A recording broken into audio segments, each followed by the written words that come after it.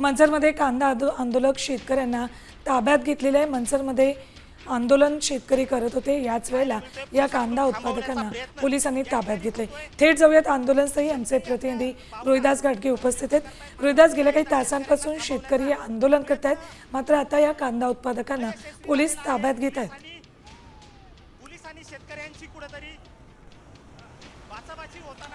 खरं तर कांदा हे शेतकऱ्याच्या कुटुंबाचा अर्थकारणाचं गणित ठरवणारं पीक आहे आणि याच पिकाला कुठेतरी बाजारभाव मिळत नाही, म्हणून शेतकरी गेल्या अनेक दिवसांपासून संतप्त आहे। आपल्या भावना व्यक्त करण्यासाठी आज पुणे नाशिक महामार्गावरती शेतकऱ्यांनी रास्ता रोको केला होता। मात्र हा रास्ता रोको करत असताना पोलिसांचा तगडा बंदोबस्त या परिसरामध्ये होता।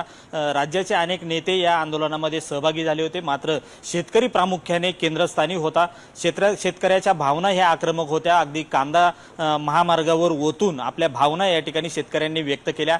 आपला आवाज केंद्र सरकार आणि राज्य सरकारपर्यंत पोहोचावा, कांद्याला हमीभाव मिळावा, निर्यातीमध्ये सुसूत्रता असावी आणि कांद्याची नाफेड मार्फत खरेदी होत असताना शेतकऱ्यांना हमीभाव मिळावा, या प्रमुख मागण्या घेऊन शेतकरी या ठिकाणी आंदोलनात सहभागी झाला होता।